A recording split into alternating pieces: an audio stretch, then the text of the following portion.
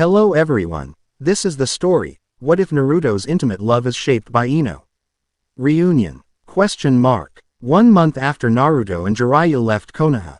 In a dark chamber several ghastly figures appear in the darkness. One of the figures with white eyes with rings in it speaks. Zetsu, what do you have for us? He asks. A plant-like figure answers, Leader Sama, after the death of Yagura. The Council of Mist decided to seal the Sanbi inside of an orphan girl, who is now under the watch of Yagura's killer, Azaki Kunumitsu. The plant man explained. A man wearing a mask that only showed his eyes spoke up. Azaki of the Mist, able to use the magnetism sub-element and is worth 17 million ryo, quite the bounty. He said. All the figures nod and the leader speaks up. This is true. Therefore Hidan and Kakuzu will go to Mist. Your mission is to secure the Three Tails and Azaki as well. Hidan, stay away from Azaki. With his sub-element you would be ripped to shreds. Leave him and the bounty to Kakauzu. The leader commands. One of the figures with a ripped cloak speaks up. Fine, fine. It beeps, but as long as I can sacrifice a few of his guards to Lord Jashin, I don't really care.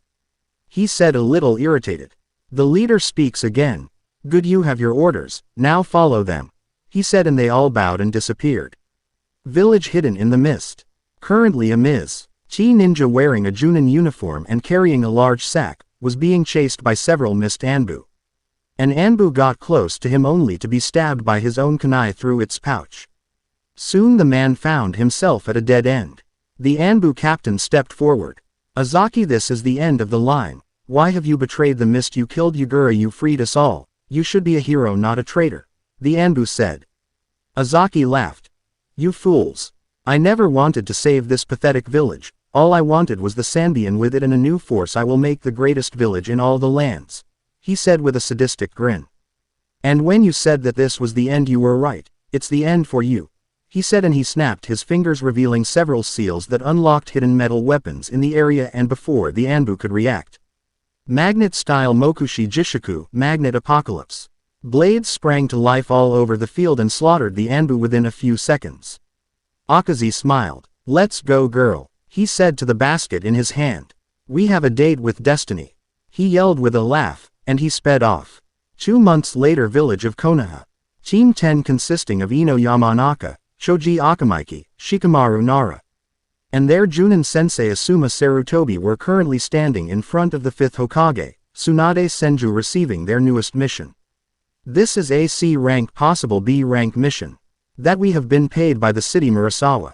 It lies east of Atofakagai. Your mission is to remove a bandit threat from the area. This is a possible B rank mission, as we have received reports there might be a ninja leading the bandits. Dismissed. The cage said, and they filed out. As soon as the door closed. Phew, Kami, I hate putting on that damn cage scowl. Now where were we? She said as she pooed a bottle of sake from her drawer and started drinking straight from it. Gah, that is the stuff. She looks out the window. You better hurry up and become Hokage, you brat. I'm only keeping this say. At warm for you, she said as her assistant and apprentice Shizune walked in. I'm sure he will be back before we know it, the younger woman said. She then noticed the bottle of sake in her master's hands. Tsunade-sama, you know not to drink on the job, give me that. She said and took the bottle away from the now crying Hokage. Tsunade sniffed. Shizune, why must you be so cruel? This is such a taxing job, I need some kind of relief. She whined. Shizune sighed. Fine, how about this? Finish this stack of paperwork and I'll take you out for dinner with all the sake you can drink. She bargained. Tsunade was back to the papers in a flash. Now that is some incentive, I'll be done ASAP. She said with a laugh. Shizune smiled at her master's antics. She knew Tsunade was missing Naruto already. And was finding it very hard to concentrate on her job and training her newest apprentice Sakura Haruno. She would always put on a brave face and act like a regular Hokage whenever someone was around. But whenever it was just Shizune and her, the Hokage would revert back to how they were on the road, always laughing, joking, and drinking. It never ceased to amuse Shizune how childish she could act. Alright then, I'm going to go deliver these notes to the clan heads when I get back. Let's go get that dinner, she said. The Hokage didn't even look up and Shizune walked to the door but froze when she heard. It's a date, from the older woman. Shizune's mind blanked and she blushed. Yeah, a date. she whispered to herself, and she walked out to finish her errands. 1 hour later, village gates. Team T.N were inside the village gates going over the mission.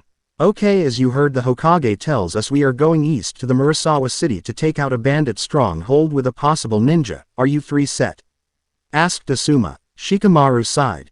Yeah, I guess I am. The Chunin said. Ino smacked him across the back of the head. Can't you get motivated for anything in your life?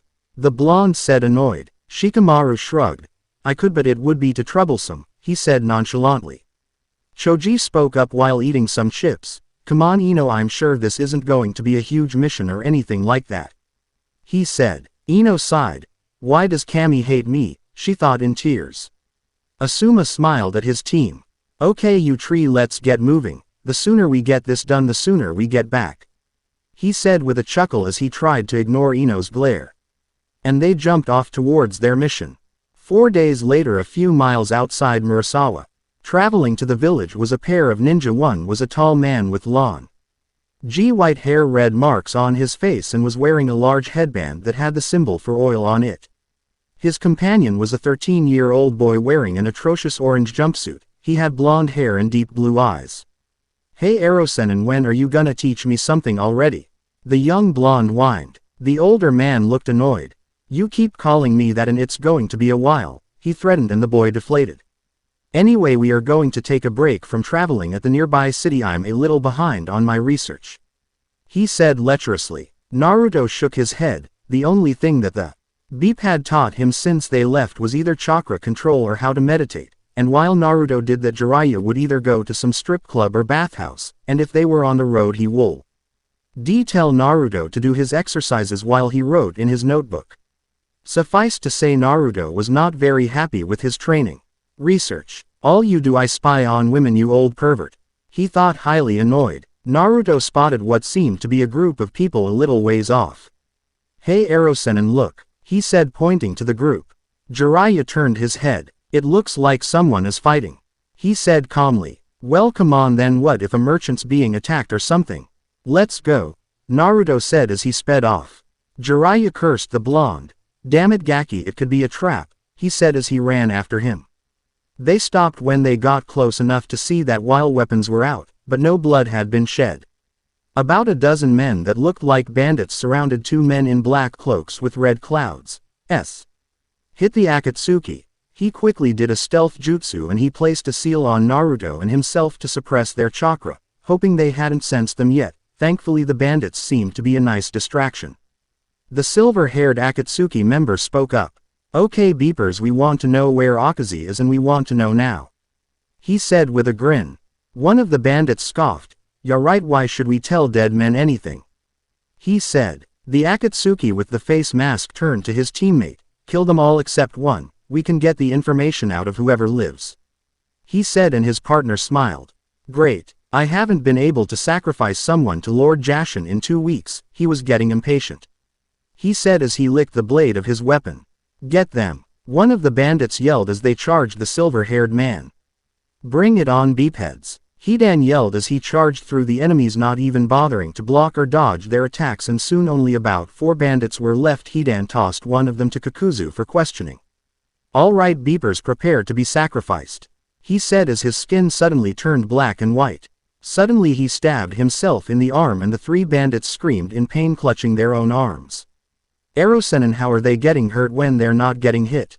Naruto asked his sensei. I don't know Naruto, but if I had to guess, when he slashed them he got enough blood to do some kind of ritual. So any pain that he feels they feel, Jiraiya said as Naruto looked sick. Back at the slaughter, Hidan decided to stop playing with his sacrifices and stabbed himself through the heart, killing the last 3 bandits instantly. He stepped towards Kakuzu, who had just finished interrogating the bandit. It seems that these small fry are not part of Akazi's men, they're actual bandits while Akazi is using mercenary, he said. Whatever, let's just hurry up and find this beeper Akazi, so we can get the 3-tailed brat away from him into the base, he said as they walked off. Jiraiya disengaged his stealth jutsu and took off the seals. Phew, that was too close, he said. Naruto turned to him. Are they that strong that you're scared of them? He asked. Jiraiya shook his head. While I'm not scared to face them, I'm scared to face them while I have to protect you at the same time. He said, and Naruto looked downcast. Hey Erosenin, Naruto said as Jiraiya turned to him. They said the three tails, doesn't that mean a container is nearby? He asked. Jiraiya sighed. Probably, and before you get any ideas, no, we can't go looking for the container. He said. What, why not? The boy asked. Because Naruto, you are at the top of the Akatsuki's capture list. You hold the 9 tails, so we can't risk you for another of the 9 until you are strong enough to protect yourself. He said with a tone of finality. Naruto was pissed but bit his tongue. So change of plans, we're gonna restock at the town and spend one night there instead of a few, then we're gonna leave, so there is no chance they will find you.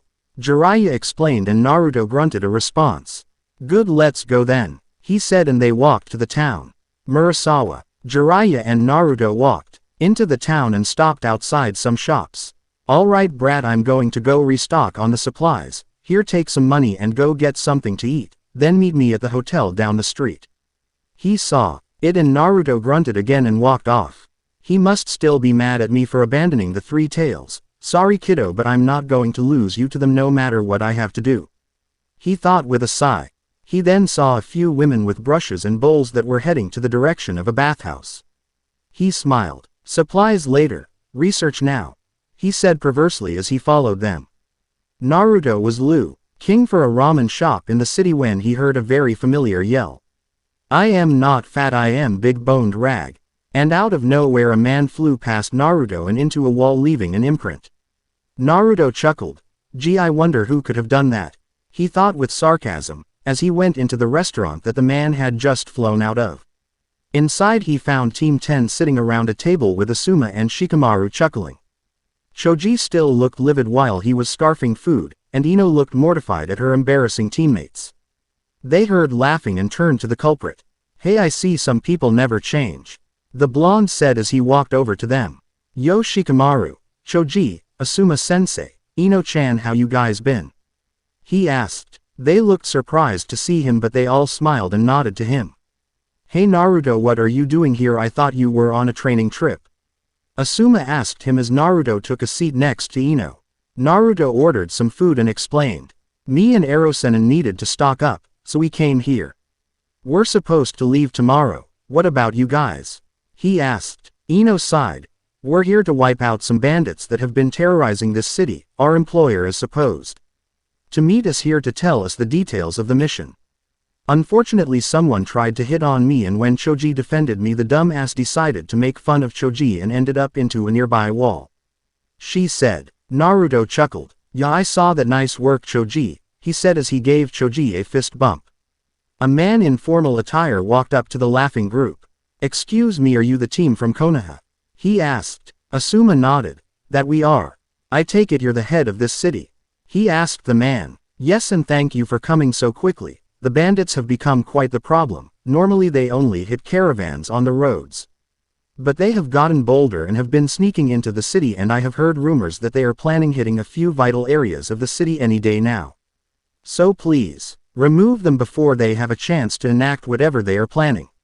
He explained. Asuma nodded again. Alright, but first you are going to have to tell us what you know about these bandits. Who might be among them, their numbers and where they are? He asked. Of course, while we don't know their exact numbers, we estimate them in the 30s to 40s. Their base is off to the east about 6 miles. And I'm sorry to say that the only name we have about them was Azaki Kunamitsu. He said. Naruto flinched at the name. Akazi. Wasn't that the name of the guy that the Akatsuki were looking for? They said he was in charge of a kid with the 3 tails. Naruto thought. No one but Ino noticed Naruto flinch. Why did Naruto react to the name Akazi? Does he know him? She wondered. Asuma sighed. Akazi Kunumitsu.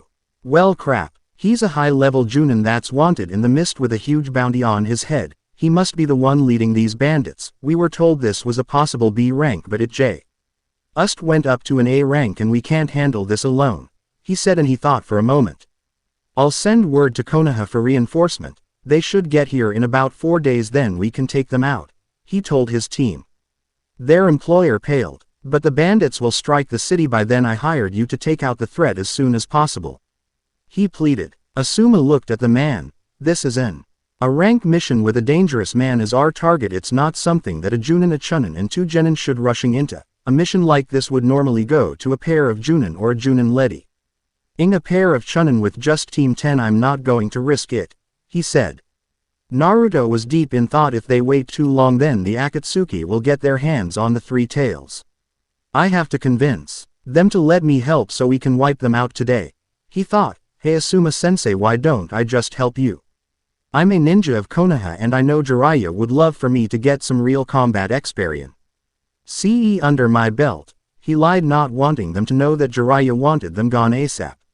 Asuma looked at Naruto. While having another member would definitely help our odds, we need someone who has had experience with a rank criminals or is at least capable of fighting them, he said, and he took a drink of his sake when suddenly the room instantly became 20 degrees colder and Asuma looked to Naruto, who looked like he was about to maul him. Team 10 all had their own reactions. Shikamaru sighed and muttered about troublesome blonde. Choji merely grinned and shook his head and INO was mentally laughing. He hit Naruto's pride. Whenever someone did that to him in the academy he would always get them back somehow. Sorry to say Asuma-sensei, but I think this mission just got pushed forward, INO thought with a smirk.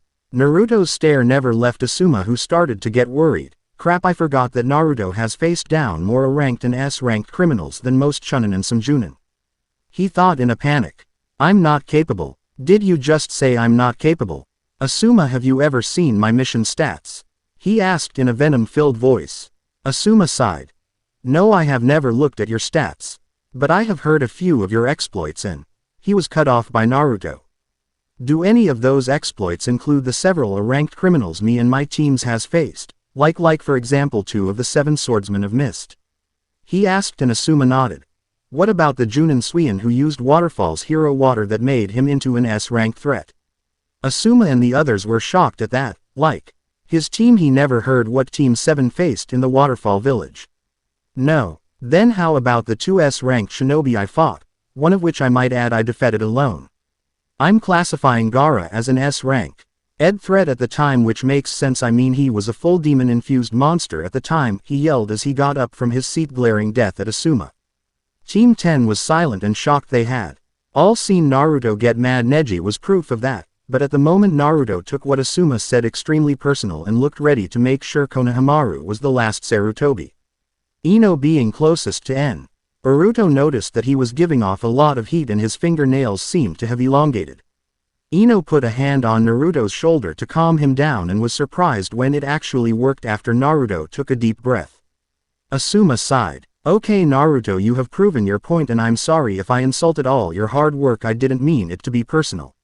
He took a drag from his cigarette before he turned to their client. We will take out the bandits after we're done with our meal, he said, and Naruto smiled. And if anything goes south then we can blame Naruto, Asuma said as Naruto pouted a ND. The rest of Team 10 laughed at Naruto's expense. Once Team 10 and Naruto finished eating they walked outside the restaurant. Alright Naruto, I want you to go tell Jiraiya where you are going to be. Also ask him if he is willing to help at all, that would put me at ease. Either way, meet us at the gate in half an hour, he ordered, and Naruto nodded and sped off. Naruto headed for the hotel and quickly scribbled down a note and gave it to the girl at the front desk. Can you give this to an old man with really long white hair and a red vest when he checks in? He asked, and she nodded. Thank you. He left her with a few bills as thanks and he waited the rest of the 30 minutes in hiding, hoping not to run into Jiraiya or Team 10 till the time was up. Once he was done waiting he went to the gate and Team 10 greeted him. Sorry to say but Ero-senin couldn't join us, he said he had some senin level research to do. He lied, but he did say it was smart to get some more experience under my belt. He lied again with a smile. Asuma nodded. Alright then, but I don't want any of you to try and take on Akazi by yourselves, either wait for me or take him on together, and no matter what you need to stick together, got it? He asked, and they all nodded. Good, now let's get going, he said, and they jumped off towards the bandit camp. Akazi's bandit camp. Hidan and Kakuzu were outside the bandit camp. Come on Kakuzu, why don't we just go in and slaughter everyone? Hidan asked with discontentment. Kakuzu turned to his partner. Because you fool, if we attack head on, Azaki might recognize Ieyasu is Akatsuki and will try to run away and take the three tails with him, and for that reason we're going to hit the back of the camp where he is holding up so he doesn't have a chance to run. He explained. In very irritated, and seeing how you need to stay away from him, leave him to me while you secure the baby and kill the rest of Azaki's men, got it? Kakuzu asked. Yaya, don't have to be a little bitch about it, let's just get started. Hidan said as they moved in. Hotel in Murasawa. Jiraiya walked into the hotel drunk with two women on his arms. Hey there, I need a room for the night, he said with a laugh. The girl at the counter rolled her eyes and remembered the cute-looking boy from earlier. Of course, also a young blonde boy told me to give this to you if you came in, she said as she handed him the note, which he quickly opened. Dear Erosenin, I decided to take your advice and try and go out with a girl. I found a nice and cute blonde one and I'm taking her to eat and hopefully dancing. I don't know when I'll be back, just know I might came back with company. Signed, the next Hokage Naruto Uzumaki. Jiraiya read the letter with pride and let loose a stream of tears. Yes, I finally have a student that might follow in my footsteps. Kami knows Minato never did. He pockets the note and turned to the ladies. Well ladies, I think we need to celebrate my apprentice becoming a man. He growls lecherously and he takes his room key, then leads them to the room. A mile away from Akazi's camp. Naruto suddenly shivered. Naruto, what's wrong? Ino asks. I don't know, but I just got a feeling my name was defiled or something, he said with a disgusted look. Asuma stopped the team outside the bandit camp. All right, we're here. I'm going to scout them out. Wait here, he said and then disappeared. He reappeared a few minutes later. All right, almost all of them are normal bandits, but around 3 of them seem to have Genin to Chunin level chakra and another has Junin level, that's Proba. Bly Akazi, so you're going to split into 2 teams, 1 assault 1 support on each, Shikamaru and Choji on team 1, Naruto and Ino on team 2 inches. They all nod. Alright, here is the plan. Me and team 1 will hit the north gate in the front. We will then split up. From there I'll go to the eastern half to fight the Junin, and you will go to the western half. Team 2 will go in from the southwestern wall when they're all distracted. I want you 2 to go to the main building, clearing any enemies you find along the way, and see if you can find any hostages. If you do, then your mission is to protect them in any way possible. If things get too out of hand, then get them and flee, understand? He asked and team 2 nods. Good. Now team 1, if you clear out the western half of the camp, 1 want you to go to team 2 feet's location and assist them in any way possible. Team 2, once you get any and all hostages out safely, rendezvous with team 1, join together and take out any stragglers that may be left, understood? He asked and they all nodded. Okay, team 2, go get into position, wait for us to make enough of a commotion, then proceed. Let's go, he said, and they split up. Asuma and team 1 went a little ways outside the gate. Okay, let me go in first and take down the initial wave. After about 1 minute I want you to charge in as well. I will then use a large explosive note to alert the camp and give Ino and Naruto their chance. The nod in understanding. Alright, good luck you 2 and don't die. He took a deep breath, pulled out his trench knives and charged. He quickly beheaded the first 2 guards and another guard. Raised the alarm and then charged the Junin. He was dispatched with a fast-fire jutsu, and Asuma continued to cut his way through their forces. He soon saw Choji and Shikamaru enter the fight. Choji was using his expansion techniques to knock them unconscious, while Shikamaru was paralyzing them with his shadows and taking them out with ranged weapons. Asuma soon pulled out a large explosive note and attached it to the ground nearby a bunch of empty tents and let it explode. The sound of the blast was definitely loud enough for the whole camp to hear, so he hoped he bought team 2 enough of a distraction. He stopped this thought when he heard a loud explosion come from the back of the camp at the main building where team 2 was supposed to go. I have a bad feeling about all this, he said out loud. As you should, a man said as he stepped in front of the Junin. Asuma recognized the man as the Junin level chakra source. So the mighty Akazi came to see me personally. I guess I should be honored, Asuma taunted. The man laughed. Sorry to disappoint, but I'm not Akazi-sama. I am Hyatt and I am Akazi-sama's right-hand man, he said with a grin. Asuma began to panic. Crap, if this guy was the Junin level chakra source, then where was Ikazi? He thought as he charged the man. It doesn't matter who you are, I'm going to finish you anyway, he said as he launched a wave of fire at Hyatt. Hyatt smiled. Just try not to die too quickly, leaf trash. He taunted with a smirk. 4 minutes before, Hidan and Kakuzu had cut down the few guards at the back of the camp without alerting the whole camp. And soon found Akazi personal quarters and they walked in. As soon as they opened the door, Ikazi launched several weapons towards them, which they expertly dodged. "And who might you two be?" he asked with a grin. "Bounty hunters that have come for my head," he asked, his smile never faltering. Hidan laughed. "In a way I guess we kind of are bounty hunters, but that's not the only reason we're here. See, not only are we here for the prize on your head, but we're also here for the three-tailed brat as well, so why don't you tell us where she is and we might let you die painlessly," Hidan said with a sick grin. Akazi's grin faded. "Wait, how could you two possibly know about her?" he asked with a little fear. Kakuzu answered, "Our organization has taken an interest in the demon containers, that is all dead men need to know," he said in a cold voice. Akazi was now sweating. "Oh Kami, black and red cloaks, you're the Akatsuki aren't you?"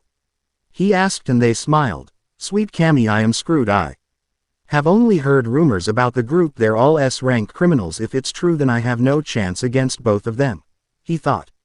"Shit, if you want her then take her, she's in the basement below the building. Just please don't kill me," he begged. Kakuzu growled. "I hate cowards, and besides our mission was for your head and to get the child, so I don't care how much you beg, you are going to die," he said as he got into his stance. But before anyone could do anything the building shook and they heard a huge blast come from outside. That was all the distraction Akazi needed. He activated a SW. Itch and several explosive seals went off as he surrounded himself with metal. The explosion blew up the entire top half of the building. After the explosion he didn't stick around, and he jumped out of the wreckage and ran as fast as he could away from the S-ranked criminals. Kakuzu and Hidan pushed the wreckage off of themselves. "Grr, damn it Hidan, go retrieve the three tails then kill everyone, I don't care how. I'm going after Ikazi," he said, and jumped after the metal user. Hidan smiled. Not like Kakuzu to get all worked up. "I guess he hates to be outsmarted, can't wait to give this report, he said with a chuckle as he made his way to the basement. With INO and Naruto at the start of the attack, they saw Asuma and Team 1 begin their assault and they got themselves ready. Soon EY heard Asuma's explosive note and they sprang into action. They stopped in their tracks when they heard a second explosion and saw half of the main building explode. "Shit, we need to hurry and get anyone in there out, come on," Naruto said, and INO followed him towards the ruined building. They were surprised that there were no guards inside or outside the building, but they weren't complaining. They stopped in their search of the building when they found a flight of stairs that led into a basement. They nodded to each other and went downward. They hid on the walls and looked into the only door they found was a large dank cavern-like room with several weapon racks and scrolls everywhere. It seemed to be the storage area for everything the bandits stole. It also contained a crib in the back, and in the middle of the large room 2 men were talking. One looked like a ninja if his battle garb and weapons were anything to go by, while the second was a man with silver hair and wielding a triple-bladed scythe. He was wearing a ripped and singed black and red cloak. Naruto looked scared as hell and the men began to speak. "All right, give me the three-tailed baby and I'll make your death quick," the silver-haired man said. The other man scoffed. "Not a chance, Akazi-sama entrusted me with the demon, so there is no chance you're getting her," he said. "Well, that's fine too, but just know your death is going to be quite painful now," he said with a laugh. Naruto took a deep breath and turned to INO. "INO, listen and don't argue with me. Do not, I repeat, do not approach the man with the scythe. He is way out of our league. He will kill us in an instant, and whatever you do, don't let him cut you. He will use a ritual with your blood to kill you, got it?" he said, and she nodded while looking terrified. "Okay, here's the plan. I'm going to use the henge to turn into a small rat, and once I do I'm going to wait for my chance and grab the baby. Once I do I'll fill the room with shadow clones and try to escape. While I do that, can you rig the hallway with explosives that will go off once we're out of the room?" She nodded and started taking seals out. "Good, wish me luck," he said as he henged into a rat and scurried to the end of the room. It didn't take long for Hidan to chop the mon's legs off, because the ninja had decided to charge him head on. Hidan sighed. "If only you tried to take on from a distance, I might have had a little more fun with you, dumbass. Ah well, my ritual awaits." he said, and turned black and white, ready to sacrifice the man to his god. When he suddenly heard footsteps. Looking back, he saw that the crib was now empty. Looking to the entrance, he saw a blonde kid wearing an orange jumpsuit trying to sneak away. Hidan couldn't help but laugh. "And where do you think you are going with that?" he asked in an innocent tone. Naruto froze and chuckled. Well, she needed a diaper change and Kage Bunshin no Jutsu, shadow clone technique. He yelled, and about FIF. Tai Naruto's poofed into existence and they all charged Hidan, who killed 10 of them in one swing while Naruto made a break for the exit. Hidan was pissed. "Shit beeper, I can't believe you know this jutsu, lucky beeping bastard," he said as he started carving through each of them until the room was empty. He then charged towards the exit and was halfway down the hallway when he heard a hissing noise. And he saw that several dozen explosive notes were about to blow. UMOTHERFU, boom. On the first floor of the building, Naruto gave the baby to INO.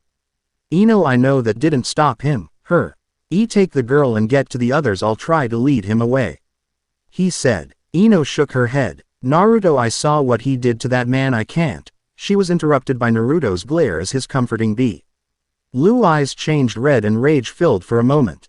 "INO, I'm not going to ask you again, get the hell out of here and get your team away now. I won't have your deaths on my hands. Now go," he yelled, and INO nodded and ran. INO looked back towards the building as she ran towards Team 1-inch. "Naruto, I was wrong about you, everyone was. You're not the demon my parents call you, you're not the doby that couldn't protect anyone. For what it's worth, Naruto. I'm sorry," she thought with tears going down her face, thinking back to all the times she made fun of him or never stood up for him when he was mistreated. "Don't you dare die for me. I'm not worth it," she said while cradling the baby in her arms. Naruto saw her speed off and he sighed. "Phew, at least she's safe now. I need to." Naruto was cut off by the sound of rubble moving behind him. He summoned several clones and got ready for combat. Hidan came out of the rubble with his cloak now completely gone and he was absolutely livid. "You," he growled out. "You beeping beep-less son of a bitch, I am going to skin you alive, you." He paused as he took the boy's appearance in. "You, oh, for beep's sake, I know you. You're the goddamn nine-tailed brat, ha-el. Eater-sama is going to hail me as a king when I bring you and the little bitch to him." Hidan yelled, and the clones charged him with kunai. "Ha, is this all you can do, pig BPR?" he yelled as he swiped them in bunches. Naruto kept on spamming his clones and had them charge while he was retreating away from the camp, hoping to lead Hidan away from his friends. "Alright, I can't get near him. One cut and I'm done. So as long as I keep sending my clones, he won't be able to reach me. I just need to make sure I do this better than I did with Neji," he thought grimly. "I guess that means the Rasengan is out too. If I even try it, he will rip me to shreds. Besides, this guy seems to be immortal," he thought while Hidan shrugged off a kunai that landed in his skull. And seeing how he just took a kunai to the head and it healed right back, I'm starting to believe it. He sighed and continued to push out clones. "Come on, pig BPR, face me like a man, not a beeping pussy," Hidan yelled as he threw his SCYTHE in a wide arc, killing at least 30 clones as he pulled it back by the rope on its end. Naruto paled as he dodged a side throw and kept up with the clones. "Okay, wow, he can use that thing like a chain whip, holy crap, I'm screwed." He substituted himself with a clone just as he was almost stabbed. He had several clones transform into Fuma Shuriken to launch themselves at Hidan in hopes to catch him off guard, and while it did, Hidan nearly healed all wounds instantly. Okay, so he still takes the damage, it's just that it heals right away. Naruto paled again. How the beep am I supposed to kill this guy? Oh man, I am screwed, he thought. Hidan just continued his berserk rage. Sooner or later I am going to get the real you, brat, and I am going to enjoy dissecting you, he yelled with an insane smile on his face, only for it to disappear when a Fuma Shuriken was lucky enough to cut off his pinky finger on his left hand. "Ah, you mother beeper, just for that I am going to ass rape you before I turn you in," Hidan yelled in rage. Naruto turned green at the thought but noticed Hidan's finger wasn't growing back. All that happened was the wound sealed and it stopped bleeding. Wait, if something gets cut off it doesn't grow back? Naruto smiled. Finally some good news, now I just need a way to get him in pieces. How the hell do I do that? He mentally screamed. He was taken out of his thoughts. Hidan had finally caught up to the blonde. "Ha, gotcha, blondie," he said as he raised his scythe in the air. Naruto had no chance to dodge and he couldn't substitute in time. So this is how it ends, he thought bitterly, as he closed his eyes ready for his death. He noticed nothing happened and he opened his eyes and saw Hidan frozen but struggling. "Why the beep can't I move? What the beep did you do?" Hidan screamed. "Hey Naruto, stop being troublesome and finish him already, I can't hold him forever." Naruto heard behind Hidan and as he looked he saw Shikamaru and Ino who still had the baby in her arms. When he looked closer he saw that Shikamaru had Hidan in his shadow bind jutsu. Naruto nodded and summoned 5 clones, 2 on each side of Hidan and 1 with the original Naruto in the front, and together they charged 3 Rasengans. Hidan laughed as he struggled. "You think that beep technique can kill me? I am immortal, bitch," he spat. The Narutos all grinned. "You maybe be immortal, but let's see what happens when I blow your beeping head off." Naruto yelled as he and his clones slammed the 3 Rasengans at the immortal's neck, effectively ripping it from the mon's shoulders, and his body fell with a thump to the ground.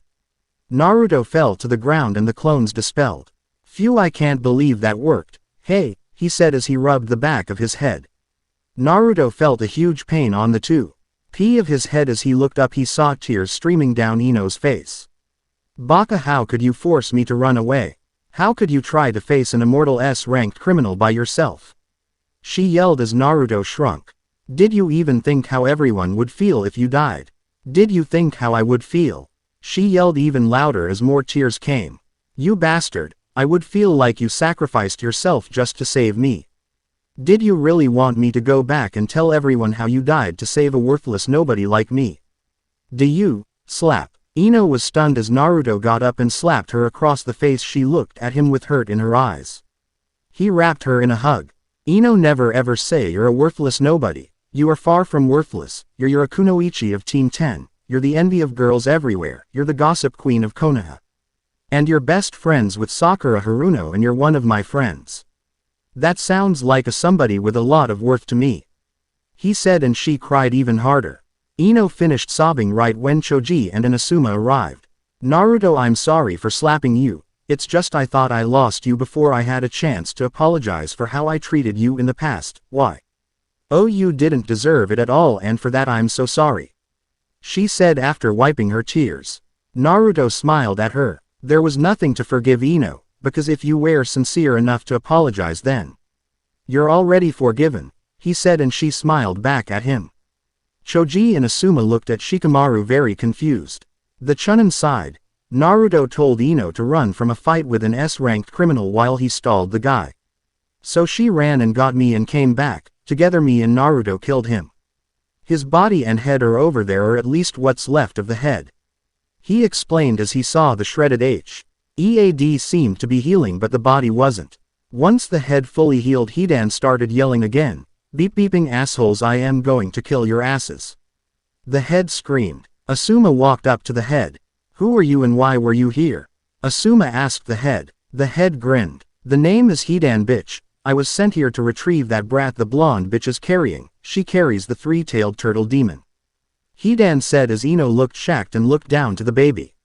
"That's right, bitch, you're holding a demon and she is just like." He was silenced as Naruto gagged him and wrapped his head with ninja wire. Team 10 looked at him confused. Naruto chuckled.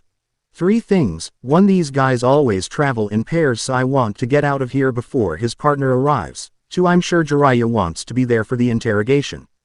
And 3. He was really starting to annoy me, he said as Team 10 sweat dropped. Naruto is right. If he has a partner then we need to make ourselves scarce and fast. Take anything on his body and let's move. The bandits are dead and we need to get back, Asuma ordered, and they all nodded. Naruto gathered the mon's scythe and his ring and left with the team. Man w. Hen Erosenin finds out about this, I'm so screwed.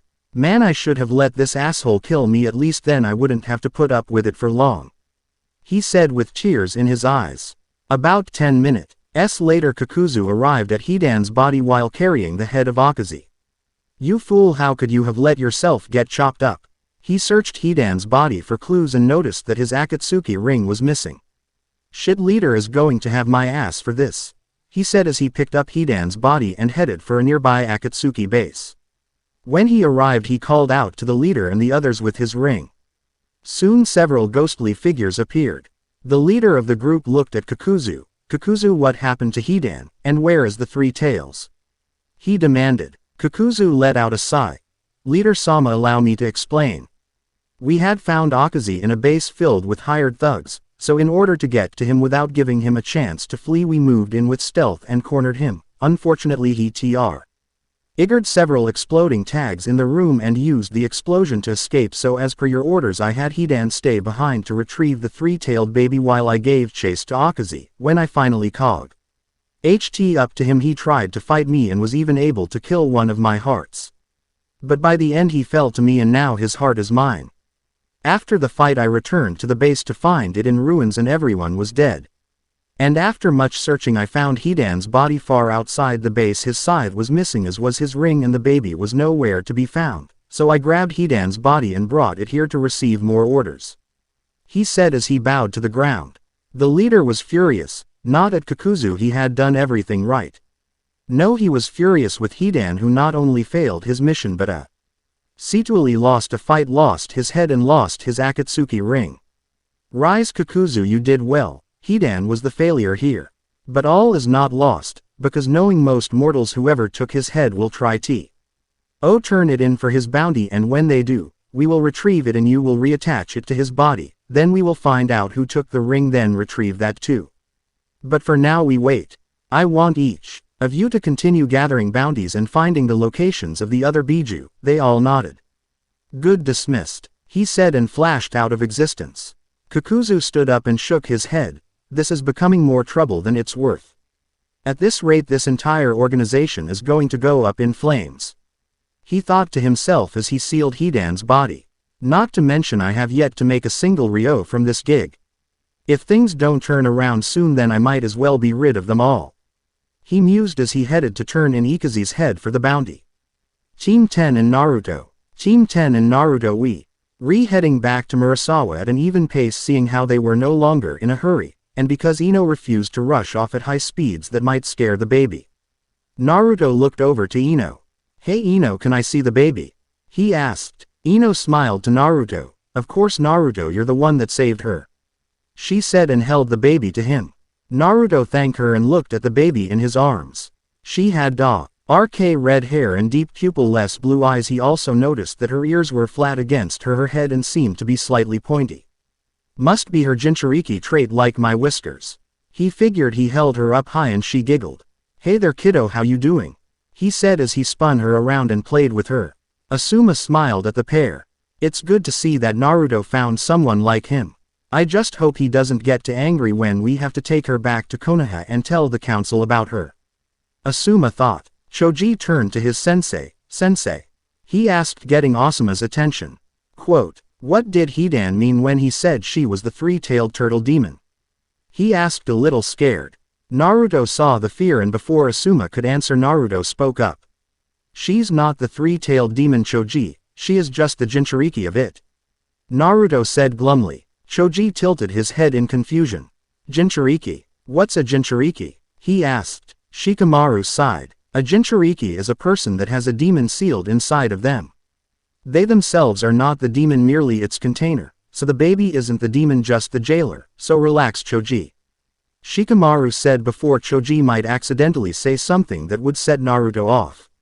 He had figured out a while ago that Naruto was the holder of the Kyuubi, and he was sure Shino knew as well. Neither of them cared because as far as they were concerned Naruto was a hero for holding it back. But he respected Naruto's privacy enough not to tell anyone. Naruto silently sent Shikamaru a thank you and continued to play with the giggling baby. INO turned to her sensei. "Sensei, what is going to happen to her?" INO asked. Asuma sighed. He was really hoping no one would ask that in front of Naruto. "More than likely once Naruto leaves we will take the baby back to Konoha and announce she is a Jinchuriki to the Hokage and council, then have her placed into an orphanage where we hope she will be adopted," he said, looking over to Naruto, who had a dark look on his face. Naruto was deep in thought.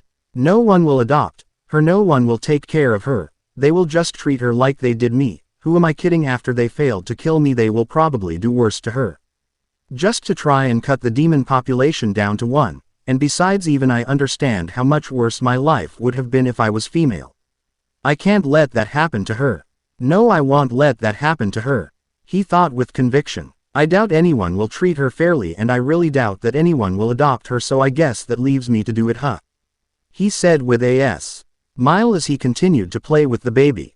Asuma shook his head. Naruto, you're only 13 years old, and not only that, but you are supposed to be training with Lord Jiraiya for the next 2 years or so. There is no way for you to take her. He said, and Naruto glared at him. Do you have any idea how hard of a life she is going to have, Asuma? Huh? Naruto asked, and Asuma stayed quiet. I didn't think so, Naruto said darkly. You may want to believe that our village is filled with nothing but good happy people that couldn't harm a child for what they contained, but you're wrong. I have seen the worst he village has to offer, and I sure as hell am not going to let her be exposed to it. He said as he held the baby close. From this point on I will become this baby's protector and father, this I swear on my ninja way. He said with a voice that promised pain to all who would doubt him. Shikamaru shook his head and grinned.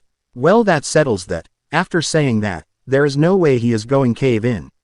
Sorry sensei, but you lost this one too, he thought. Ino looked at Naruto in confusion. I know Naruto was mistreated for a long time, but was it really that bad? I can't believe how much he is willing to do to protect her.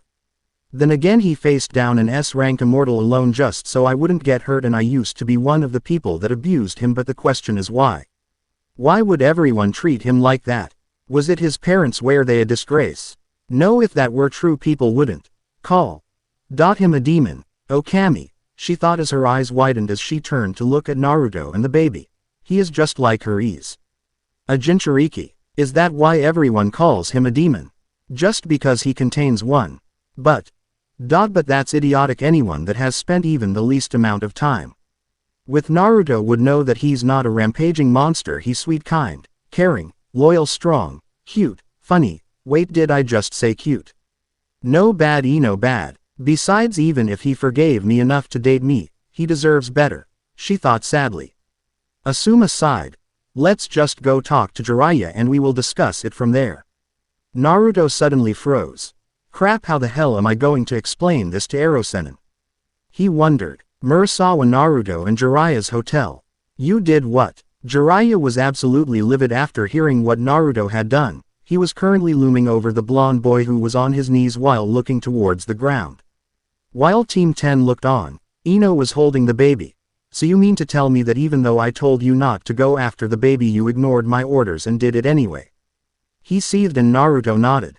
And because of that you ended up facing an S-class criminal that wanted you dead. Naruto nodded again. And finally, and by far the worst part of all, you had the nerve to tell me you were not on a date with a hot blonde and you lied about it. Everyone face faults and Jiraiya starts to cry. I was so happy. I thought that I finally had an apprentice that would follow in my footsteps to finally become a ladies' man. Not like Mr. Mary, the first person I beat, Minato, he said bitterly. Ino decided to get a shot in at her friend. Well, you better hope not. I am. Naruto's first beep was Sasuke Uchiha, she said with a grin as Naruto looked to her horrified and Ino smiled at him. Jiraiya looked soulless. It all makes sense now. Why, the only girl you ever had an interest in was the flat-chested pink-haired girl. Ino giggled a little at that.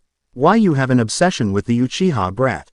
He mumbled. I don't have an obsession, Naruto yelled. Jiraiya continued as if he didn't hear Naruto. So this is why you want to bring him back so bad. It has nothing to do with Sakura at all. You want him all to yourself, he said as he knelt down and started to scratch the ground with his fingernail. Asuma, Shikamaru, and Choji all shook their heads. Ino on the other hand had actually fallen to the ground laughing, and Shikamaru had to take the baby. Naruto could only do one thing at a time like this. I am not gay. Departure. After everyone calmed down from laughing at Naruto, Jiraiya got serious. Naruto, what you did was beyond stupid, he said plainly. Do you have any sense of self-preservation? What made you think you could take on an S-rank criminal by yourself?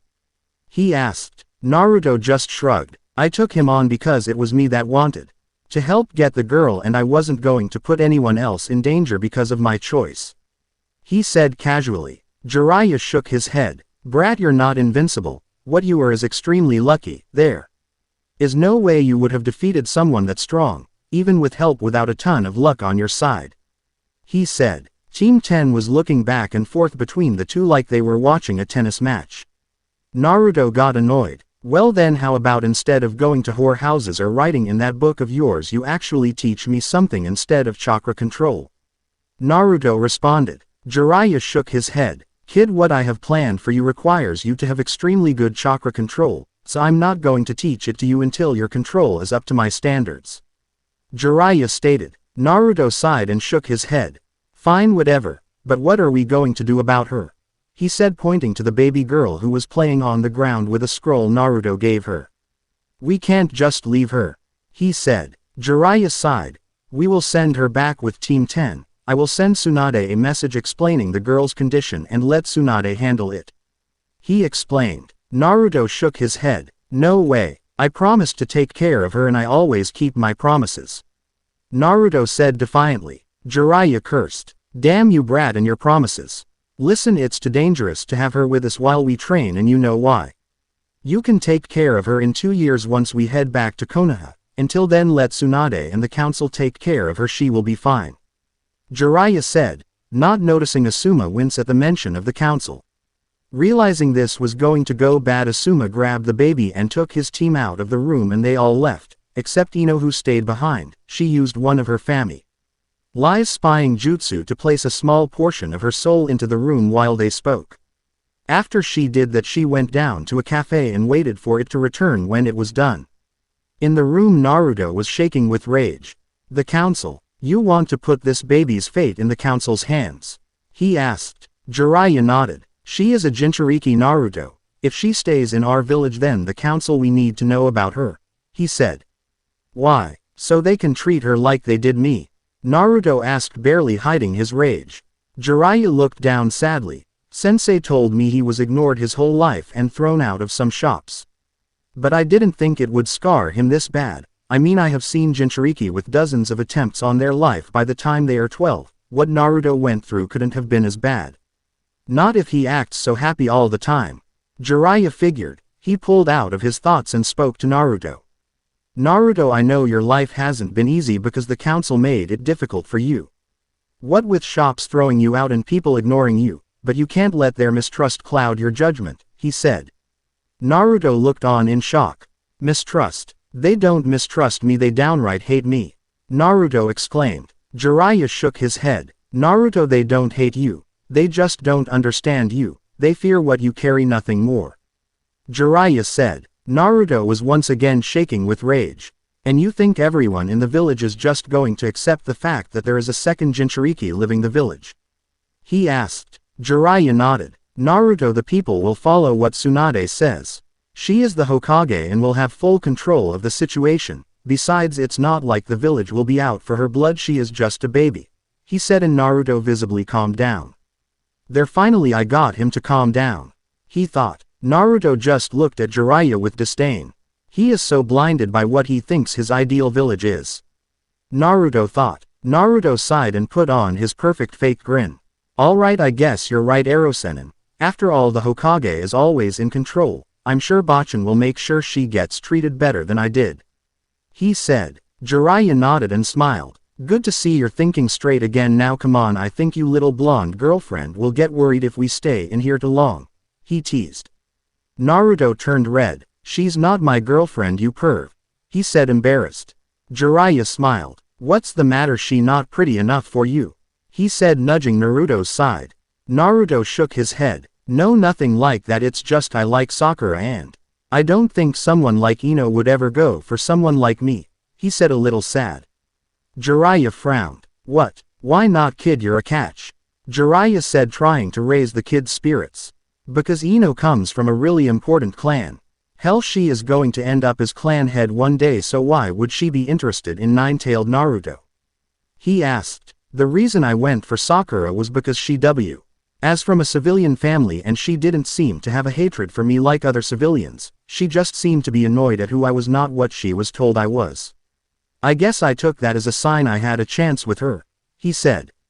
Jiraiya shook his head. Kid, come on, everyone deserves a chance at love, you included, and just because the blonde is from an important clan doesn't mean anything. She's from the Yamanaka clan, not the Hyuga or the Uchiha. She can marry anyone she wants. She doesn't have a bloodline that needs to be kept clean or anything like that, he said.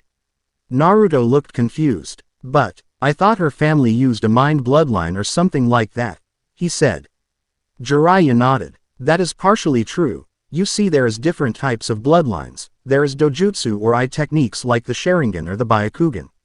While there are bloodlines that affect a person's body like advanced healing or senses, then there are bloodlines that allow a person to use a sub-element like sand or wood.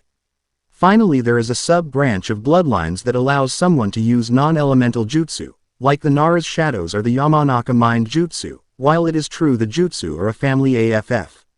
Anyone can learn those jutsu, it's just that it isn't as easy. For example, if your friend Shikamaru wasn't a Nara, he could still learn the shadow techniques, but it would be much harder, understand?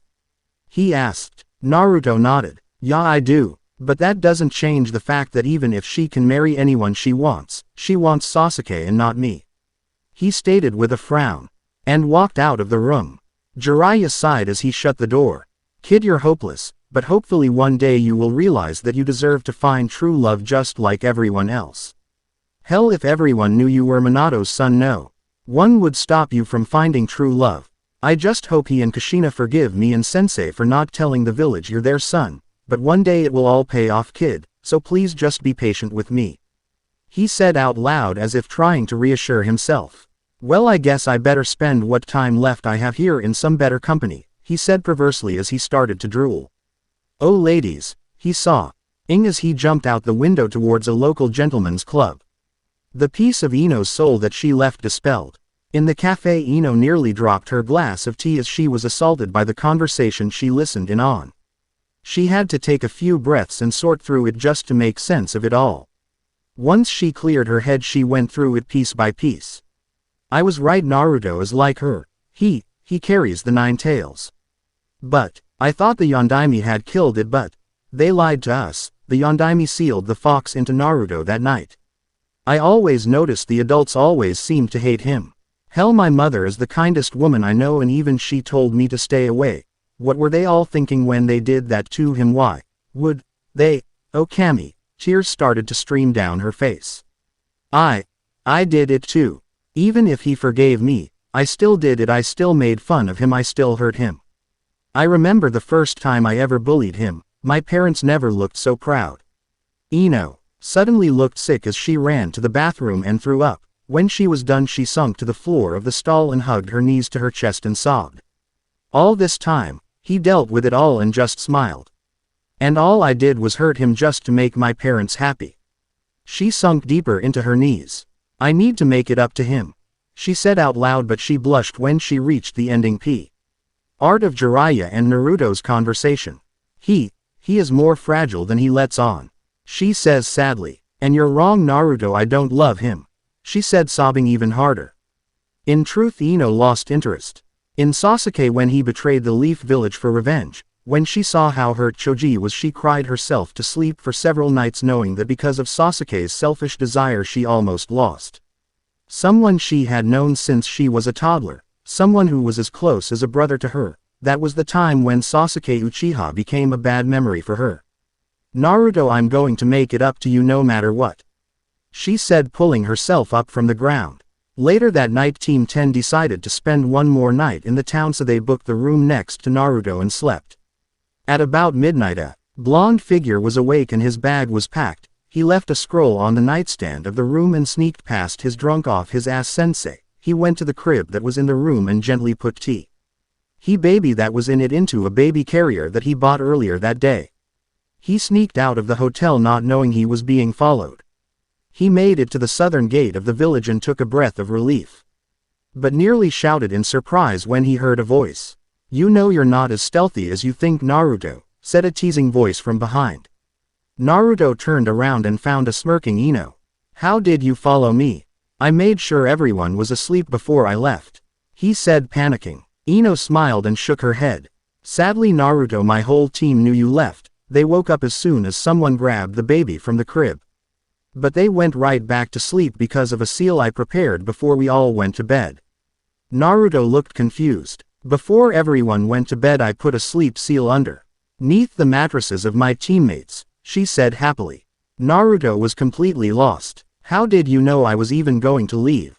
He asked. Ino laughed. Come on Naruto, I'm a mind walker, remember? Almost everyone of my family becomes part of the interrogation department. We specialize in reading people. I knew you were going to do something drastic. She explained. Naruto was still apprehensive. If that's true, then why did you not warn Asuma? Better yet, why did you help me? He asked. Ino for the first time of the conversation looked nervous. She knew if she revealed too much she might lose what little trust Naruto had in her. Naruto, I heard the argument you had with Jiraiya when Asuma pushed us out of the room. She admitted. Naruto looked shocked and shrunk back a little defensive. So you know what I contain then? He said as he jumped to a nearby building and started running. Naruto, wait, I don't hate you for it. Ino yelled, but she got no response. She stared into space for a few seconds and fell to her knees crying. Good job Ino, now he has no trust in you. Why did you tell him that you spied on him? Why?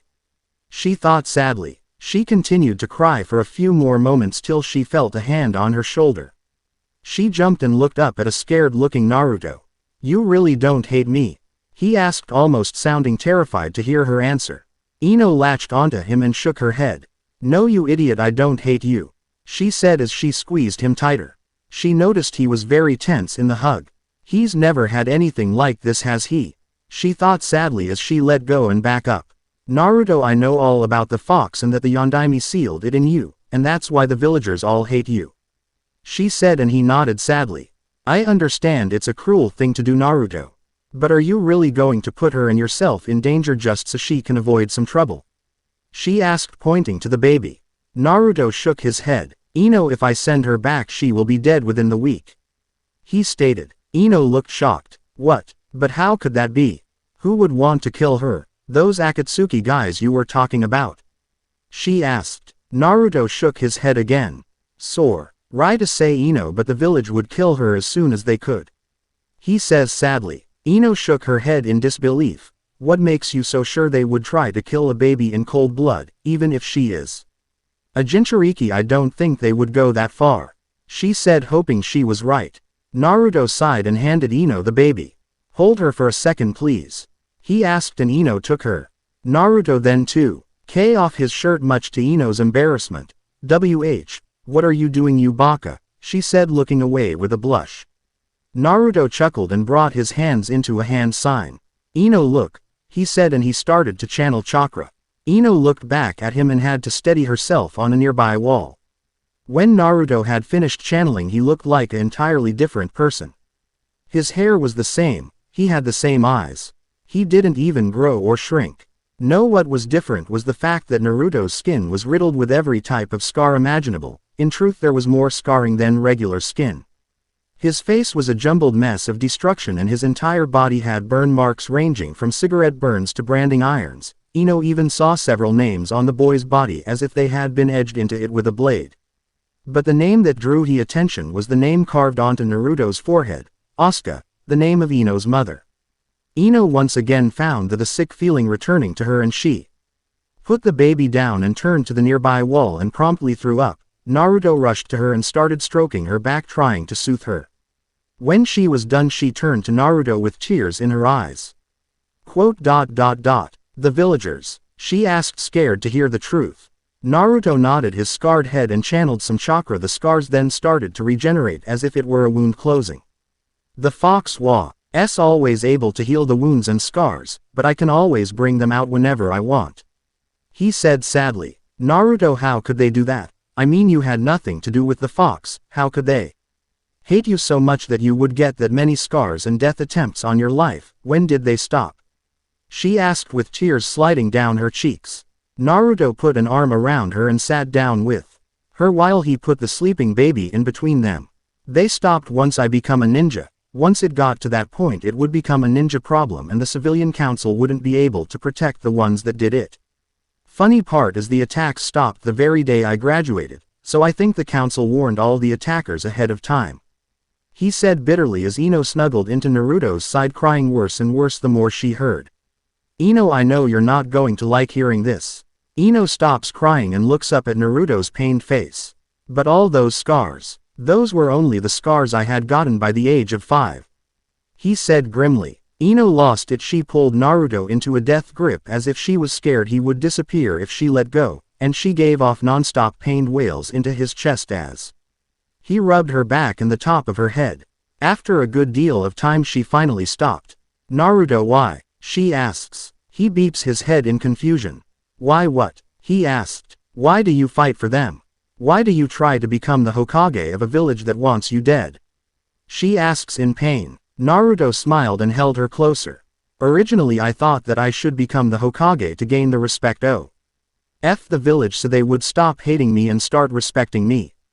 But on my first C-rank mission that changed. He explained and he started his story. Me and Team 7 had been hired to guard a bridge builder. It was supposed to be a basic mission but it quickly went to hell. You see, the builder lied about the mission threat and it turns out he was wanted dead by a tycoon named Gato, who hired an A-rank ninja named Zabuza. During the time we were training to fight Zabuza, I ran into a boy named Haku who taught me the way to real strength was to fight to protect those that are precious to me. Unfortunately, Haku was actually working for Zabuza and he ended up taking a killing blow for him. While Haku was an enemy, I viewed him as a good man and a good friend. His death hit me pretty hard and as I helped bury him I swore to take what he said to heart. So to answer your question, I want to become Hokage of Konoha because that is where everyone I care about lives, that is their home, so I want to become Hokage to protect them and what they believe in, and I don't care if the village hates me, I am going to protect them whether they want me to or not. He said with a smile. INO looked on in awe and smiled at the boy. She thought for a moment then blushed as she realized he was holding her in quite the embrace. She was about to remove herself but she found he was very comfortable, so he decided to stay like that until he decided to leave. Oh, that's right, so what's your plan now? You're going to leave, right? She asks. Naruto nods. There is no way I'm letting the village come close to her. He says as he points to the sleeping baby. But I still need to protect myself from Akatsuki, so I'm probably going to go to another country to train by myself, not really sure where. I just can. Ow, that Erosenin is stuck on taking her back, so I guess my training with him is over. Not like he taught me anything anyway. He added bitterly. INO nodded and stood up with the baby. All right then. Give me like 5 minutes, Naruto, and I'll be right back, she said. Naruto looked confused. Wait, what? Why do you want me to wait? He asks. INO smiles at him. Well, you need to give me time to pack and write a note to Asuma. She says. This confused Naruto even more. A pack for what and why would you need to write him a note? He asks. INO giggled. Man, it's really funny to lead him on. She thinks to herself. Ah well, might as well spell it out for the knucklehead, she decides. Because silly, you don't want me to come with you without my stuff, or telling everyone that I'm in safe hands, do you? She asks innocently as she waits for him to catch on. Naruto thinks for a moment and nods his head. Yeah, I guess that makes sense. Okay, I'll wait here and you go. What? He exclaims. INO laughs. Man, that was funny. But yes, Naruto, I'm going with you for several reasons. The main reason is because I owe you for saving my life, and don't try to downplay it because I won't let you. She says, cutting him off. I'm also going because of this little angel right here, she says as she hugs the baby closer but being careful not to wake her. Third, I'm going to keep you out of trouble because Kami only knows that by yourself you're going to end up on some sort of deserted island in the middle of nowhere, she says with a playful jab, and Naruto pouts. And finally, I'm going because I think it's time I took my life seriously. I have always tried to just scrape by with my ninja skills, and if you are going to train then you can bet I am going to as well, she says in a don't argue kind of way. Naruto stood there with his mouth agape. But what about your team or Sakura or your family? He asks. INO scowls. I think they will be fine, she says with venom at the mention of her parents. Naruto sighs. Well, I can think of a lot worse partners. Alright then, come along. You said you needed your pack and to leave a note, he asked. INO nodded. Yeah, I can't just up and disappear, so Leave a note on my bed when I go grab my stuff. We don't need to worry about them stopping me, seeing how they should be asleep for another 30 minutes thanks to the seals. She explained. Naruto went into a thinking pose for a minute. Wait, I have a better idea. Go get your stuff and write the note like normal, but leave the note with my shadow clones. I can have one of them transform into you so that they can buy us some extra time while we make a break for it, he said. INO smiled. Smart thinking, because I know they are not going to be happy about us leaving. I just really hope Lady Tsunade doesn't mark us as missing Nin. She says worryingly. Naruto shakes his head. Don't worry too much about that. I left my own scroll telling her exactly why I did what I did. It should stop her from marking us. But if she does, I'll take the full blame and say I kidnapped you, he explains. INO looks at him sadly. Again, he is willing to give everything up to protect someone else. She thinks sadly. Fine, but don't expect me to let that happen. We're in this together no matter what, she says. Naruto sighs again. I just can win with you, can I? He asks with a smirk. INO smirks right back. Nope, and you better get used to it. Otherwise this is going to be a long 2 years for you. She says with a chuckle that Naruto matched. All right, take her, she says, handing the still sleeping baby off to her fellow blonde. I'll be right back, she says, and she sped off. After 20 minutes INO returned with her traveling pack and gear. All right, let's move, she says, and Naruto makes 2 clones and one of the transforms into INO. INO gives the clone the note, and they sped off as fast as they could without scaring the baby. Hotel 10 minutes later. Team 10 were finally waking up now that the seals were wearing off. Asuma shook his head and rubbed the sleep from his eyes. He looked around and noticed that INO and her stuff was missing. He looked over to the 2 boys he was with and noticed they saw INO was missing as well. They all said the same thing. Crap. Team 10 quickly ran to each of the exits of the village trying to find tracks that would lead to INO or Naruto, and were surprised to see both of them standing at one of the gates looking like they were waiting. INO smiled as they came over. Hey guys, what took you so long to wake up? She asks with a giggle. Team 10's sweat drive. Ops. Naruto, why do you have a clone trying to be INO? Shikamaru asks. Naruto shook his head. That obvious, huh? He asks, and they all nod their heads. Naruto sighs and INO poofs back into a Naruto clone. Where is she, Naruto, and what are you doing out here? Asuma asks. Well, she had something important to do with the original me, he says with a smile. Asuma blinks. Wait, you're a clone too? He asks, and it nods. Then why are you telling us all this? He asks. The Narutos smile at each other and hand Asuma INO's note, then walks back to the gate. Because we're just a distraction, they said, and poofed away. Asuma sighed and read INO's note. Shit, come on, we need to track them now, he say with urgency, and they speed off. Several miles away, Naruto suddenly reacts to the clone's memories.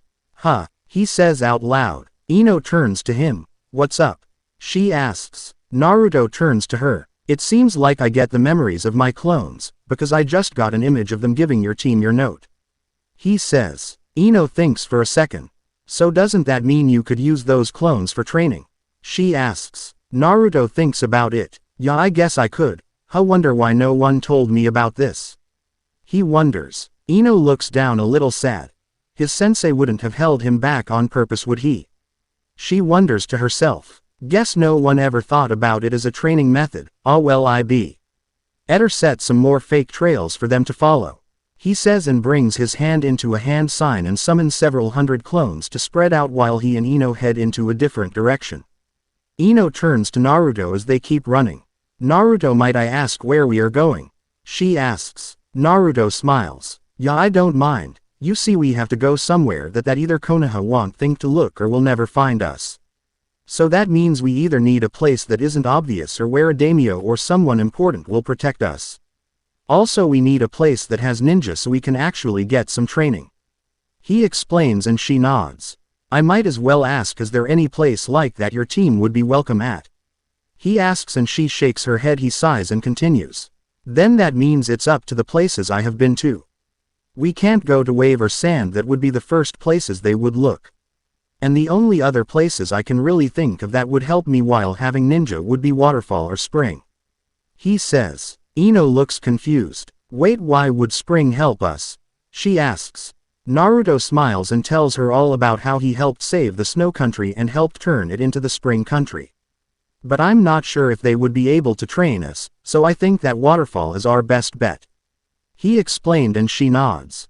Meanwhile with Team 10 they had tracked the runaway blondes pretty far until they came to an impasse. Asuma shook his head and sighed. Kami, sometimes I hate shadow clones, he said as he looked at what seemed to be about 50 different tracks leading everywhere. What's worse, the sky darkened and started to drizzle. Oh yeah, that figures, now we can't even call in a tracking team because the scent will be gone. What kind of god is protecting those two? He wonders out loud. Shikamaru sighs. I never would have thought that either of them would abandon the village like that, he said. Asuma shook his head. Neither of them abandoned the village, according to INO's note. She is going to train with Naruto for the next 2 years and come back with him. I just hope Tsunade sees it that way, he says, and they walk back to town that was still asleep in the night. I really have no idea how I am going to explain this to Jiraiya, he thinks to himself. With Naruto and Ino stopped in a nearby cave. Okay, I need to do something real quick, he says, and he bites his thumb and does several hand signs.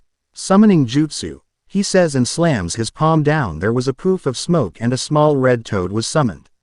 Hey Kichi, how goes it? Naruto asks. The small red toad hops up and down. Hey bro, it's been too long since you last summoned me, you got any snacks? The toad asks, and Naruto tosses him a bag of chips he stole from Shoji. Thanks bro, the toad says as he starts to chow down. Naruto smiles at the toad. No problem, but I do need a favor. Can you tell me if Erosenin can track me using the toads? He asks the toad. Gamakichi thinks for a minute. Well, kinda. He can ask the toad elders where you were and they can tell him, but if you don't want to be found, then I can relay the message to the elders and they won't help him because say it would be in conflict of interest between summoners, which we are sworn to stay out of, he explains. Naruto smiled. Kichi, you convince them to keep Jiraiya off of me and I'll have a feast for you the next time I summon you, he says, and Gamakichi starts to drool. Gamakichi wipes his mouth. Gotcha bro, I'll tell them right now, he says, and he poofs away. Ino looked over to Naruto.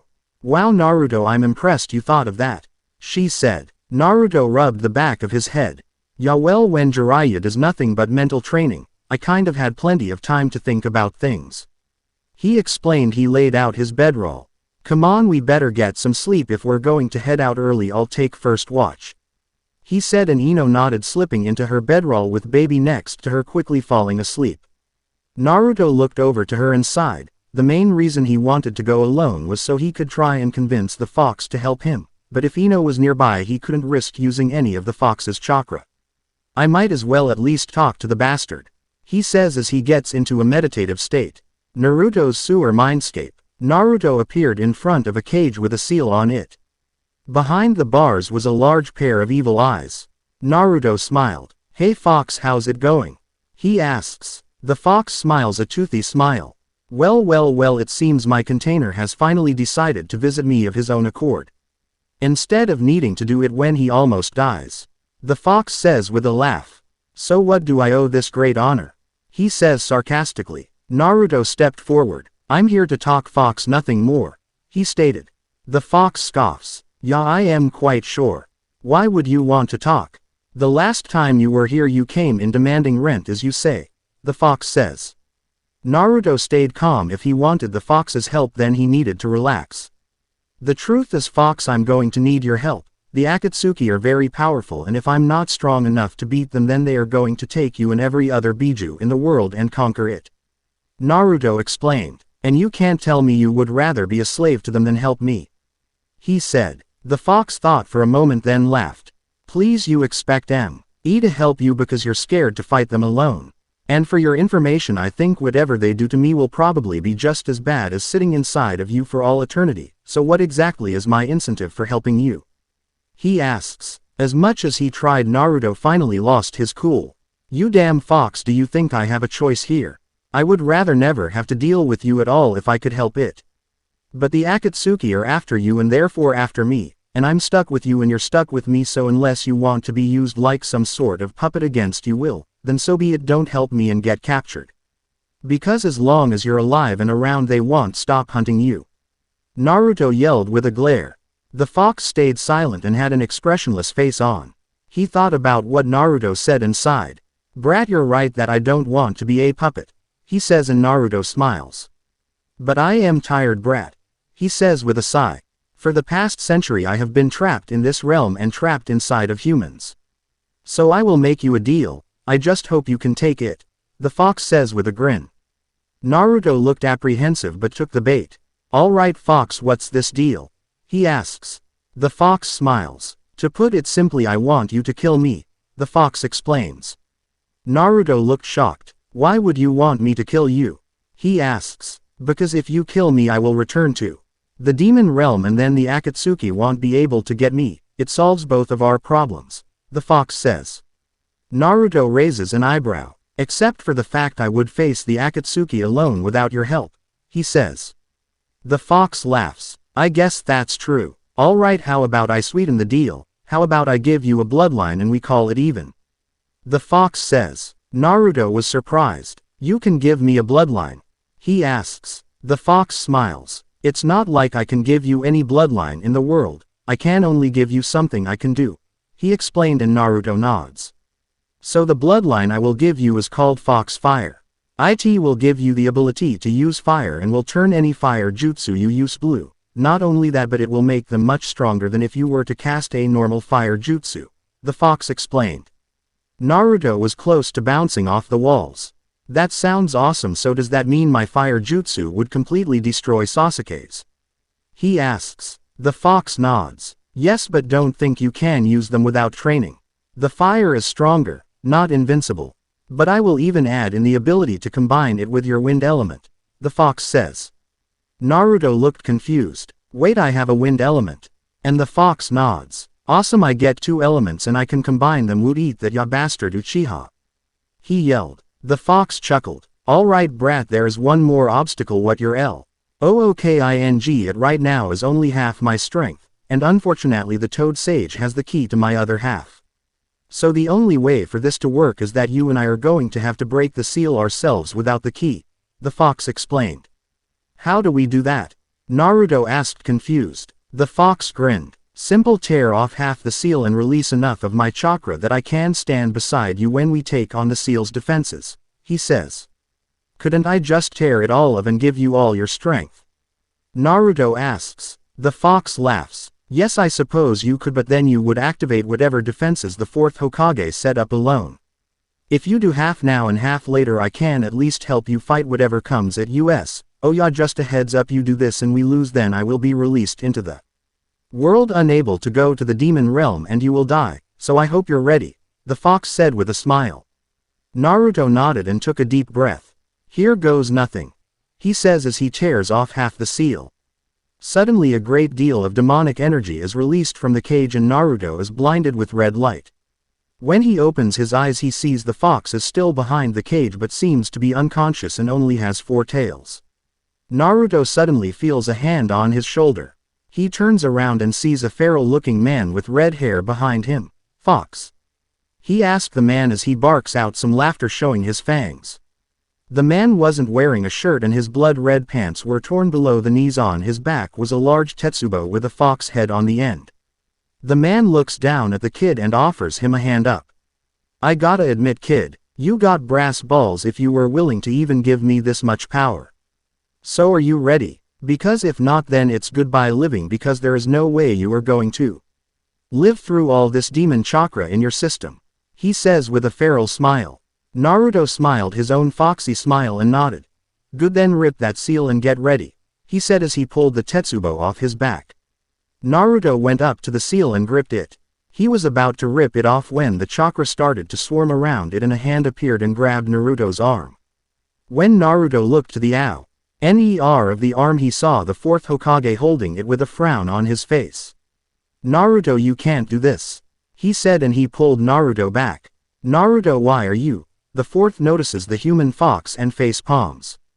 Naruto, why are you trusting the fox like this? He will do anything to get free, he says.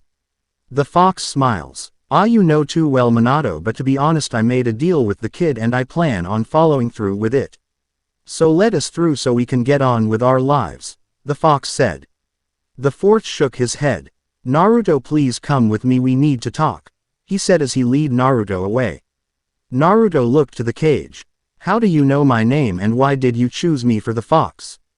He asked. The cage looked sad. Naruto, I chose you because I couldn't ask a parent to do what I couldn't, he said, and Naruto looked confused. I'm your father Naruto, I chose you to carry on my will so that you could protect the village like the hero I know you are, he explained. Naruto was in shock, then glared at the older blonde and punched him in the gut. Hero, is that what you think they all see me as? He yells, and Minato looks confused. The village that I was supposed to protect sent me to the hospital several hundred times by the time I was 8 years old. They made my life a living hell. Every day I had no friends, no one to protect me. The only time I have ever been happy was last year. When I became a genin, that was when the beatings stopped. That was the only time I could feel safe. Do you understand that? I felt safe when I was on dangerous mission that I risked my life on, you bastard. He yelled as tears streamed down his face as he beat on his father's chest, who was in shock. The Hokage brought his son into a hug, who struggled but finally calmed down. Son, I'm so sorry. I thought that if I wished for you to be seen as a hero, then they would forget their anger and respect my last wish. I'm sorry I put too much faith in the village and the council. He let go of his son and bowed low. Please forgive me, son, he said with tears falling to the ground. Naruto looked on in anger, but he saw the pool of tears and softened. He sighed and brought his dad into a hug. Despite how much I hate you, I'm just glad you didn't abandon me. For the longest time I thought you and mom left me after I got sealed. I'm glad that you did love me, he says. The Hokage smiles and nods. Naruto, are you sure about this plan of the fox? I mean, if this doesn't work, your body will die and he will be free, he says. Naruto nods. Trust me, Dad, I know I can do this. I'm your son after all. Besides, I'm pretty tolerant to pain thanks to the villagers, he said, and the Hokage flinched and shook his head. If you're sure, then let's go. We still have one last person to meet after we fuse the Kyuubi chakra, the cage said. But what about the key? The fox said we would need to face some sort of guardian to get the power, Naruto says as he walks back to the cage. The cage smiles. Normally that's true, but I know the coding of the seal and the key, seeing how I'm the one who made it, so we don't need the key, but we still need one last person's help, seeing how she is in charge of the other chakra, he explained. Who? Naruto asked. Minato looked down with a smile. You mother, he stated, and Naruto looked amazed and was barely containing himself. They quickly made it back to the cage, and the fox was waiting. So what's the verdict? He asked. The cage sighed. We're going to go along with your insane plan, but Naruto needs to go up to the seal with me and call upon the other chakra, he says, and nods to Naruto, who nods right back. Okay, let's get started, he said as he put his hand to the seal and began to unlock it. He motioned Naruto to come help, and he did. Together the were able to pull enough of the chakra for it to take the form of a red-headed woman. When she looked around, she gasped when she saw her family. Welcome back, honey, I'd like you to meet our son Naruto, Minato said as he motioned to the boy. The woman took one look at Naruto and bull rushed him with a bone-breaking hug. Oh my baby, look at you, you're so handsome, just like your father. Oh, I can't believe I get to see you, she said in tears, and Naruto had the world's largest smile on his face as he returned the embrace. You must tell me how you have been, she gasps. Do you have a girlfriend? Is she pretty? You must tell me everything, she says as she fusses over her son. Minato walks over and puts a hand on Naruto's shoulder. Son, I know it would be hard, but I want to know as well. He says, and Naruto gets the meaning while Kushina looked confused.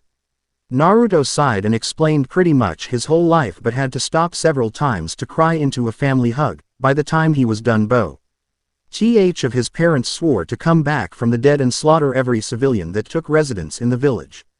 Minato was the first to stop ranting. Fox, I will allow this insane plan to happen on one condition, he says through his teeth. The fox raises an eyebrow. And that would be? He asks with a grin. If my son dies, I want you to go back to Konoha and slaughter every civilian there is, he says, and Kushina nods. The fox laughs. Not a problem. Hell, I'll even do it in this form, so I only pick off civilians instead of ninja, so can we do this? He asks. Everyone nods. And Naruto looks to his parents. Mom, Dad, I'm so glad I was able to meet you guys, and I want you to know I love you. He says and gets into a group hug with his family, and they smiled and disappeared as their chakra ran out. Naruto took one last look and turned to the fox. All right, Fox, I guess it's time. He says, and he goes to the seal. He stops right before he rips it off. Hey Fox, I never got to ask, but I never learned your name. He says. The fox looked stunned, and he laughed again. You never cease to amaze me, brat. The name is Kurama. Now hurry the hell up and free me. I want to go home or go slaughter some civilians. Either way it's win-win. He says with a smile. Naruto smiles and nods to him. Well, it's been fun. He puts his hand on the seal. Everyone, this might be the end for me, but know that I care about all of you. He thought before he tore the last of the seal off, letting the demon chakra flood out of the cage and into the real world. INO in Naruto's cave. INO was asleep when they baby suddenly started crying. INO picked her up and tried to calm her down. She noticed that Naruto wasn't in the cave, but just outside was a bright red light. She went outside and gasped as he noticed Naruto was engulfed in flames and energy was pouring out of every exit of his body. The energy was shooting straight into the sky and was piercing the clouds. She heard Naruto's screams of pain but couldn't get near him because of the flames. She just stood there horrified, holding the baby. Naruto, whatever you're doing, please get through it, please. She said out loud. Naruto soon convulsed, and the energy that flowed out of him suddenly exploded into the air in a large pulse. The last of the chakra she saw took the form of a feral-looking man who smiled. Take care of the brat. He needs a strong mate to take care of him. He said and laughed when she blushed. He then dissipated, leaving an unconscious Naruto in his wake. Naruto, she yelled as she ran to him. She checked his pulse and found he was still alive and well. You idiot, stop getting yourself almost killed. My heart can't take it, you bastard.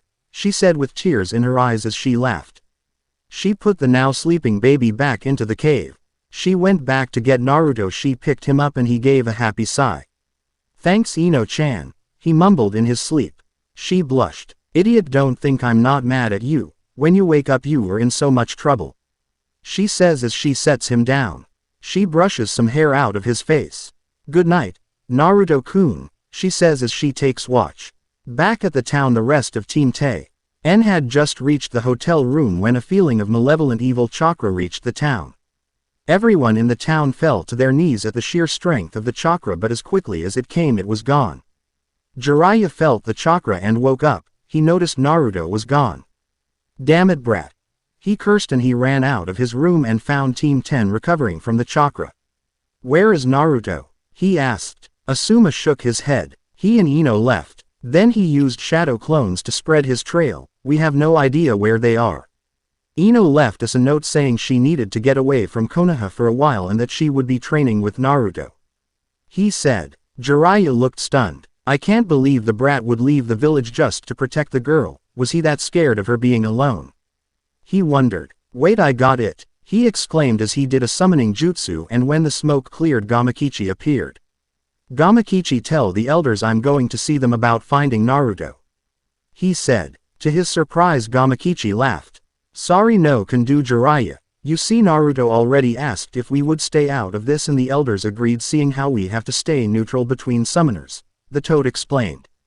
Jiraiya's mouth was gaping. Oh Kami, how the hell did he know I was going to do that? He said, and Gamakichi left as Jiraiya starting to panic. Okay, calm down, we can just get a tracking team, and he was cut off by Asuma. Sorry Jiraiya-sama, but a huge storm just came in. Any and all sense they left are long gone. Asuma explained. Now Jiraiya was borderline freaking out. Oh Kami, Tsunade is going to kill me. She is going to murder me in the worst possible way, I just know it. He said as he banged his head against the wall, cursing blondes everywhere. He sighed and went back to his room to find the note Naruto left behind attached to a scroll. Hastily he opened and read what was inside. Dear pervert, as you can guess I'm long gone by now. The reason I left is because I couldn't allow the village to take the girl. You may think the village will protect her, but I know better. If you want to know what I'm talking about, ask the old lady to dig up my medical files. Other than I want to thank you for being one of the few people to treat me like a regular human. Also please give the scroll that this is attached to the old lady, she will be the only one who can open it. Also then, KS for the training I have learned a lot from you, I never got to meet my dad but I like to think he would have been like you so thanks again. From Naruto future Hokage. Jiraiya sighed and looked out the window. Stay safe brat and don't die, he said and he went with Team 10 back to Konoha. Back at the cave 3 days later. Naruto woke up feeling like hell. Damn fox, he told me it was going to hurt but holy shit that was horrid. He thought to himself as he sat up only to find some weight keeping him down. He looked and blushed as he saw an exhausted INO cuddling him in his bedroll. Okay, not what I expected, he thought with an embarrassed grin. Well, I can either wake her up and get hurt or I can lay here, let her wake up, then get hurt. He thought then smiled. I'll go with option 2, she's warm, he thought as he snuggled closer to INO. Not really sleeping, just enjoying the contact. Thanks Fox, Mom, Dad, he thought with a smile and he wrapped an arm around INO who smiled and cuddled closer to him.